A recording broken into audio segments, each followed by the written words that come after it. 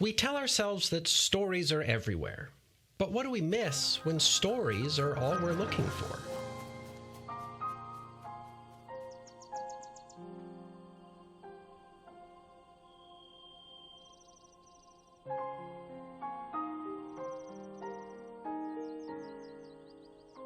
By the time I first stepped digital foot onto the open plains in the Breath of the Wild, it had accumulated years of praise. Somehow I'd managed to avoid any real knowledge of the game or what it offered, but by early 2021, I had heard a lot of people say that it was not just a good game, but the best game, their favorite of all time. And those are some pretty lofty expectations to live up to. In fact, because of that, it sat on my shelf for about a month before I decided I would finally see what it was all about and decide whether it really was as good as everyone was saying. Of course, The Legend of Zelda is a series of games that all generally see the player controlling the swordsman Link as he journeys through the Kingdom of Hyrule, often to rescue the Princess Zelda from some diabolical villain. The details and story of each iteration vary, but the basic idea is the same. Grab a sword, vanquish monsters, fill your utility belt with weapons and gadgets, and save the kingdom. And with Breath of the Wild, the setup is similar. Again, we play as Link, and we have the charge to save the princess and the kingdom, but this time we encounter Link waking up in a mysterious facility.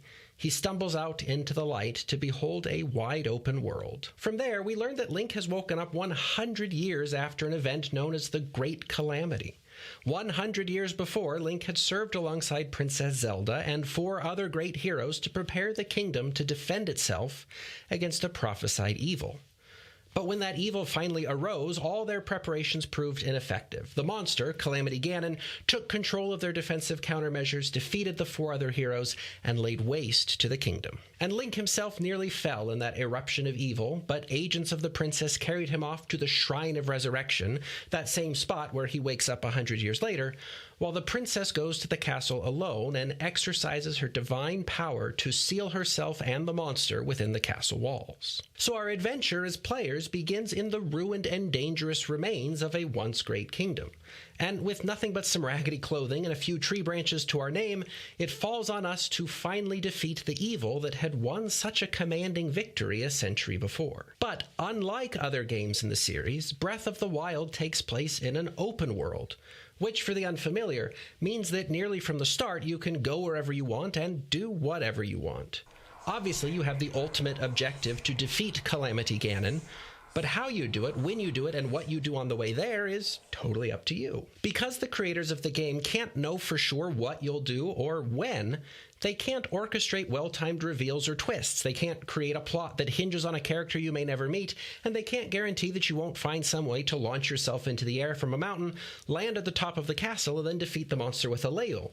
As a result, the story of the game has to be flexible enough to accommodate any possibility. And if you listen to some of the game's critics, that results in a game with a story that just isn't very good. But what if it isn't a story at all? Even late to the party, I can affirm that my experience wandering Breath of the Wild's kingdom was honestly one of the more meaningful media experiences I've had, print, video, or otherwise. And I think one of the reasons it resonated with me so much is the fact that it works not like a story, but like poetry. And I want to show you today what I mean. Before I do, though, I'm excited to share not a story, but my experience with today's sponsor, Shortform. Shortform offers guides to hundreds of books that can do a lot to enrich your reading, which is exactly what it's been doing for me. For example, I like using their summaries to find new things to read. Since I've recently dipped my toe into the world of running a very small business, Shortform's guide to Company of One by Paul Jarvis caught my eye. I liked what I saw, and now I'm just waiting for my copy to come so I can experience the book in full. But the short-form notes might just be my favorite feature. The other day, I was perusing the guide to Learning How to Learn. At the end of a section about regular study and spaced repetition, the guide includes a note that links to studies that both back up the book's argument and caution against taking the idea too far. So much of the reading that I did during my PhD involved making connections between authors and ideas, and I'm impressed by the way that short form facilitates that kind of thinking. And really, that's what excites me about short form. It's set up to help you learn more from what you read by making connections, applying ideas, or just staying on track with a good summary. So if you want to get more out of your reading, I hope you'll join me on short form. Head to shortform.com/write or use the link in the description to start your free trial and get 20% off when you decide to subscribe. Now, speaking of reading, let's get to talking about stories.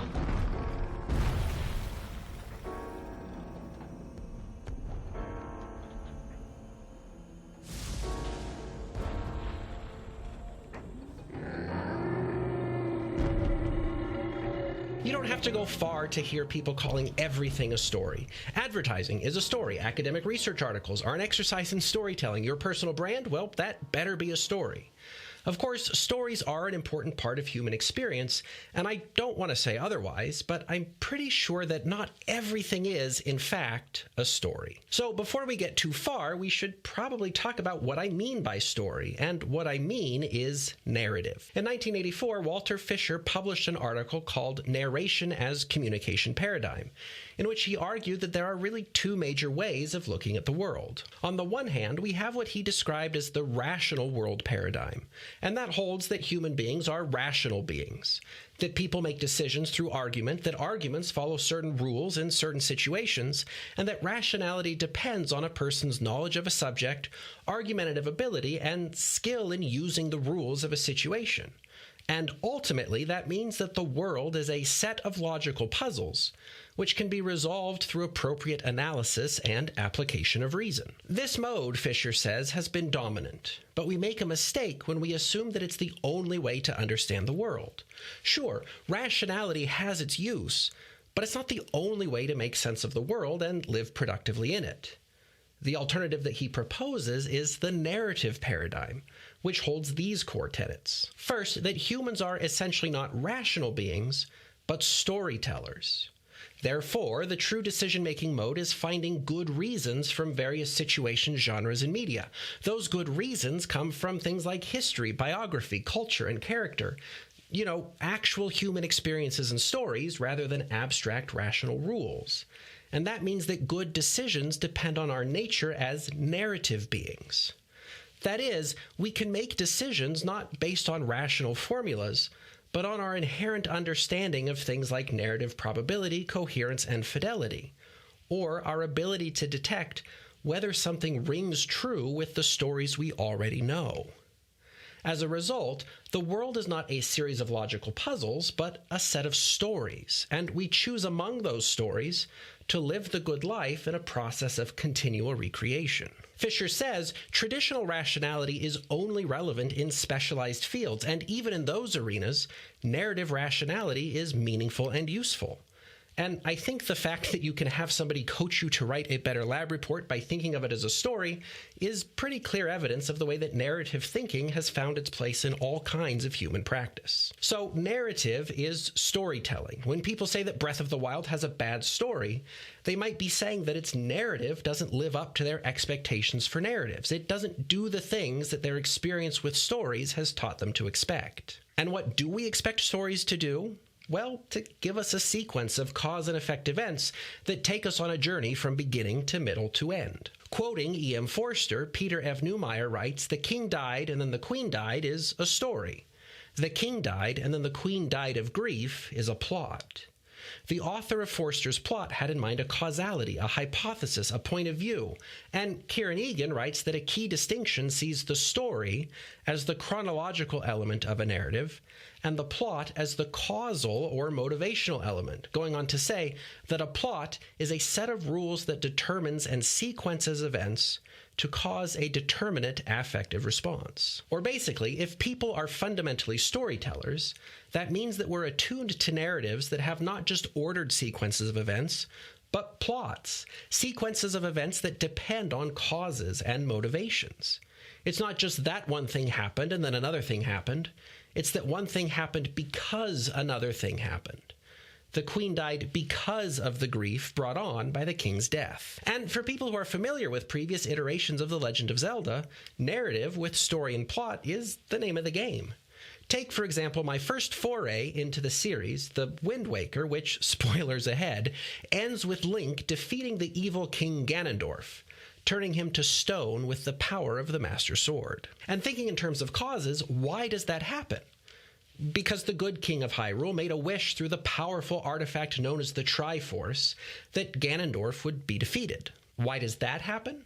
Because Ganondorf, who possessed part of the Triforce, kidnapped the princess, who also possessed part of it, which then drew Link, possessor of the third fragment, to confront Ganondorf and save the princess. When the Triforce was reassembled, the good king had his chance to make his wish. But why does Link even feel like he can take on this ultimate evil in Ganondorf?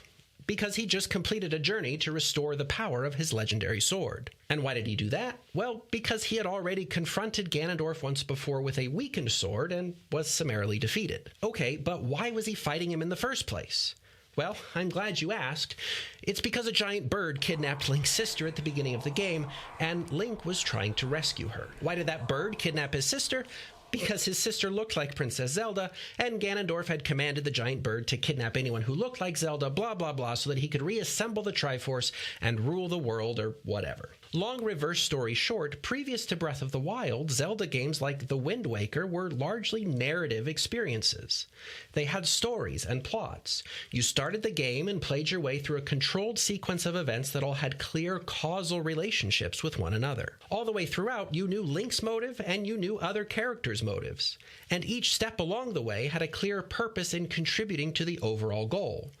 Why did you fight the weird bug and weird plant before you fight the weird ghost and snake? Because you have to find the sword because you can power it up. There's an order to things, and that order is fundamental to the narrative. But now look at Breath of the Wild, which says you gotta beat the big guy in the middle, but do whatever you want in the meantime.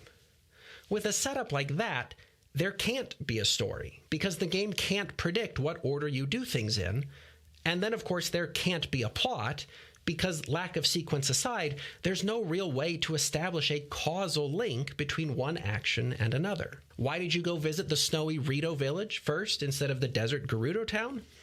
No reason. You just felt like going north instead of south. How does spending 2 hours looking for mushrooms to dye your shirt a different color help you to defeat the evil monster? It doesn't, but while you were doing it, you stumbled on an ancient shrine and solved a tricky puzzle inside, and you thought that was pretty cool. Why are you launching yourself off a tower and seeing how far away you can glide? Well, do you need a reason other than the background music?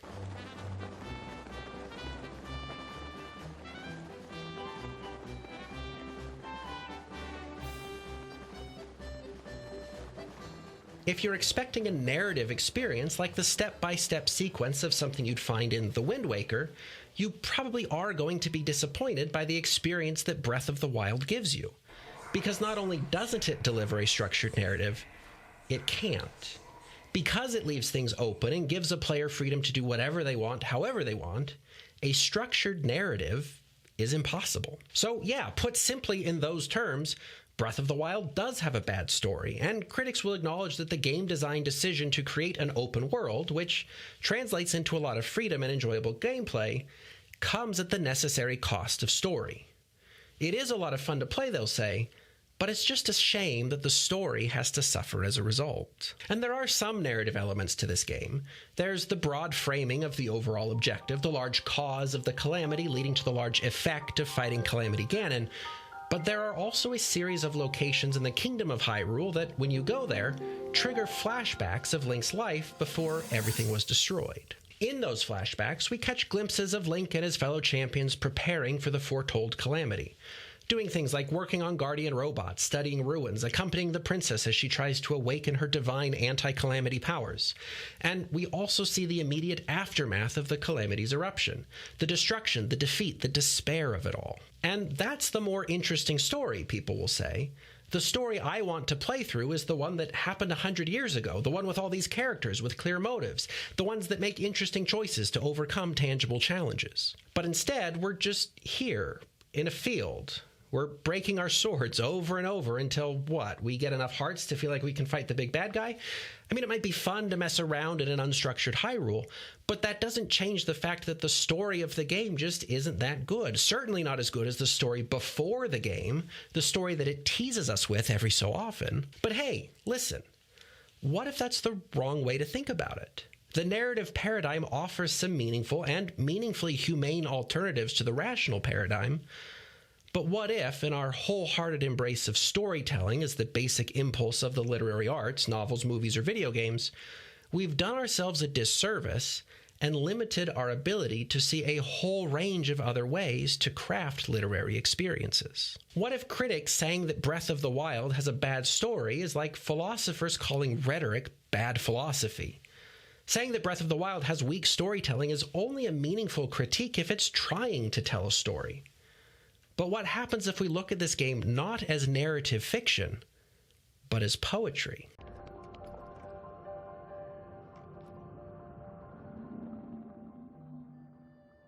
Time spent in Breath of the Wild's open world is time spent doing things like hunting for lizards in volcanic wastelands, or sneaking up on sleeping monsters to steal their fish, or even catching fireflies to brighten an old lady's day. Maybe you're wandering through the wetlands and see something sparkle in the distance, so you go to see what it's all about. Maybe you're in the desert, caught unawares by a big old sand monster. More likely, though, you'll probably find yourself running in circles during a rainstorm, waiting for the weather to clear so that you can climb a mountain without sliding back down to the bottom. Maybe, after dodging a terrifying monster at the foot of a volcano, your panic is interrupted by a breeze carrying a melody that draws your gaze up, unexpectedly, to a dragon peacefully crawling its way through the sky. None of this feels like narrative's process of causal completion. Instead, it feels more like what the sociologist Andrew Abbott describes in his piece, Against Narrative, a preface to lyric sociology. As he analyzes Harvey Zorbaugh's writing about Chicago, he says, telling a story is precisely what Zorbaugh does not do. He rather looks at a social situation, feels its overpowering excitement and its deeply affecting human complexity, and then writes a book trying to awaken those feelings in the minds and even more in the hearts of his readers. This recreation of an experience of social discovery is what I shall here call lyrical sociology. And like Abbott does with Zorbaugh, I would argue that telling a story is precisely what Breath of the Wild does not do. When you're lost in the woods and you hear some familiar accordion music and then happen upon your bird-shaped friend, that's not a plot point. When you're zipping up the canyon in the Gerudo Desert on your way to infiltrate the Yiga hideout, you're not cruising along the rising action curve of any one of the 48 plot structures theorists have devised. When you're throwing bombs at trees to gather wood instead of looking for an axe that would just break anyway, you're not discovering something about Link's backstory or motivations. In each of those cases, and at any point when you're playing the game, you're just living in a moment, having an experience, and not much more. And Abbott goes on to say, the lyrical is momentary. This, above all, is what makes it non-narrative. It is not about something happening. It is not about an outcome. It is about something that is, a state of being. A narrative writer seeks to tell us what happened and perhaps to explain it. A lyrical writer aims to tell us of his or her intense reaction to some portion of the social process seen in a moment. This means that the first will tell us about sequences of events, while the second will give us congeries of images. Ask someone to tell you about what happens in The Wind Waker, and they'll probably give you a plot summary. They can even give you explanations for why certain things happened in the order that they did. But ask someone to tell you about the time they played Breath of the Wild, and you'll probably just get congeries of images. That's because Breath of the Wild isn't a narrative experience, it's a lyrical one. Naturally, while writing this script, I asked YouTube to play some of the greatest hits from the game's soundtrack, and reading those comment sections feels a lot like reading poetry. People are writing about those primary, unstructured experiences that they had while playing, the intense emotions recollected in tranquility that Wordsworth said poetry was all about. What people remember about the game, at least what they choose to comment on soundtrack music videos about, are those lyrical experiences. The poetry that the game is made of. They might not fully recognize it all as poetry, but poetry is essentially what they're doing. And that's what we miss when we see everything through the lens of story. It's also why I tell new readers of poetry that poetry doesn't tell stories. Which, of course, isn't to say that poetry can't have narrative elements to it. But if you go into a poem thinking that it will tell a story the same way a novel or TV show does, you're going to be putting narrative expectations onto lyrical texts, and you'll probably come away saying it's a bad story. Or maybe you'll just be confused and frustrated because you understand stories, but you just don't get this poetry stuff. right? Because the tools of narrative won't help you here, or at best, they'll only get you so far. So yeah, from a narrative perspective, the memories or flashbacks in Breath of the Wild might seem like a frustrating tease, that they're just the story the game could be telling if it weren't so stuck on being an open world game. But consider those flashbacks from a lyrical perspective. What happens when we see them not as a desperate attempt to accommodate narrative to a difficult game genre, but as a meaningful element of the game's lyrical framework? You're experiencing life through the eyes of Link, a hero who woke up 100 years after nearly dying in the Great Calamity, and without any of his former memories. You could play the whole game to the end without activating any of the flashbacks, but what is it like to navigate a world full of monsters? A world where most of the people have retreated to a few small towns, where irritating lizards, the heat, and even bees are always trying to kill you, to say nothing of the giant patrolling robots that come out of nowhere with frantic piano music and giant blue lasers, only to have the world around you pause while you witness a day 100 years ago where your friends are testing the very robots that were meant to protect the kingdom, but that are now hunting you. The memory is not a weak attempt to get story into the game. It's a scrap of narrative that changes your lyrical experience now. Whether you keep running from the robots or start facing them down, it means something different after seeing the flashback than before. It makes the emotional experience in the moment, the lyrical now, a different experience. And when you restore your memories of all the other champions and see, for example, how Urbosa cared for Zelda almost like a mother 100 years ago, it means something different to see her spirit perched in a giant camel robot taking aim at the monster in the castle, ready for the moment that you decide to confront the beast. So, and of course the developer's intentions don't really matter here, because we as players have the choice.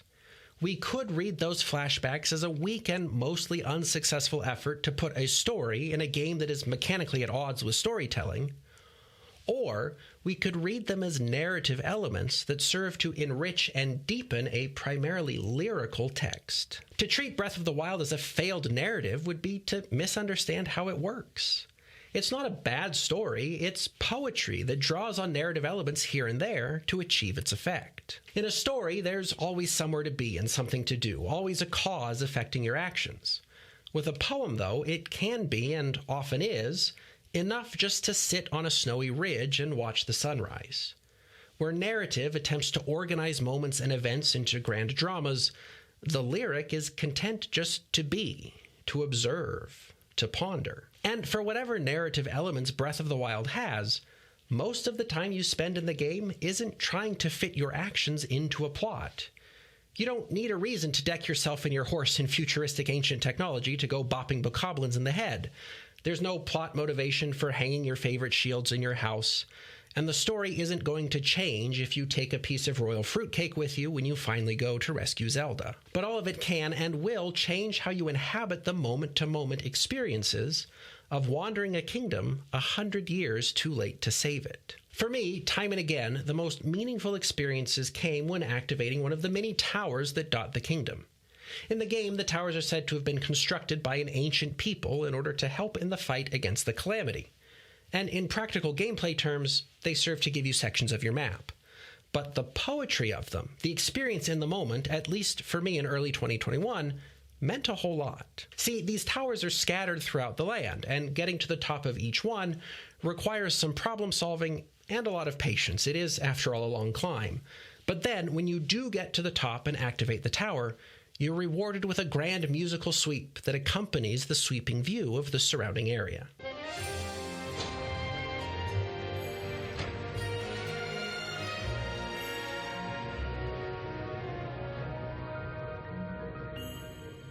And each time, even though those towers don't really do anything, I experienced it as if the lights of hope were being turned on in a ruined and desolate kingdom. And it was an experience that seemed to say that even if it comes 100 years later than you wanted, and even if it's just you against an immeasurable evil, it's still possible for good to triumph. It was something that mattered not because of how it fit into a narrative sequence, but because of what it was like to experience it in the moment. It was, in a word, poetry.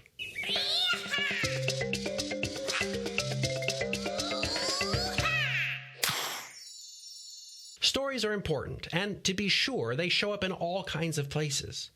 But when we treat story as the fundamental or only way of communicating human experience, we stand to overlook and misunderstand a lot of meaningful things. 40 years ago, Fisher argued that the rational paradigm wasn't the jack of all trades that it was thought to be, and that its usefulness was really constrained to specialized fields where it did work exceptionally well.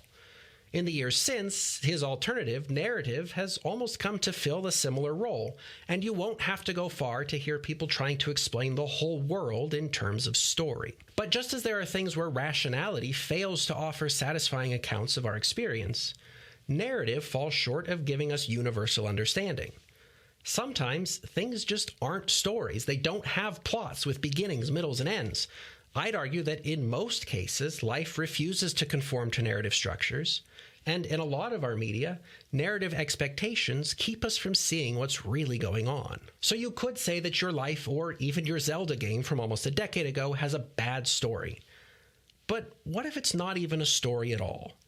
What if instead of being disappointed by an absent plot, you settled into the moment now, really felt whatever you were feeling, and let that moment exist on its own terms, rather than trying to fit it into some artificial story structure? Well, if you did that, then you'd be doing what poets do, observing and writing from a lyrical paradigm, one that sees life not as a series of logical puzzles or a collection of stories, but as a great big heap of sometimes coherent, sometimes conflicting, but always somehow significant experiences. And of course, that doesn't mean that you have to like poetry, but who knows? When you see it for what it really is, you just might start to. But anyway, thanks for watching. This is one of those videos that I've wanted to make for a long time, but that I never really felt like my technical skills were up to the task. And they probably still aren't, but I at least felt like I could finally give it a shot. And who knows, now that video games are in play, we may just have to do more of these kinds of analyses. If you've got something you want us to take a look at, just let me know in the comments. Otherwise, thanks again for watching, and we'll catch you later.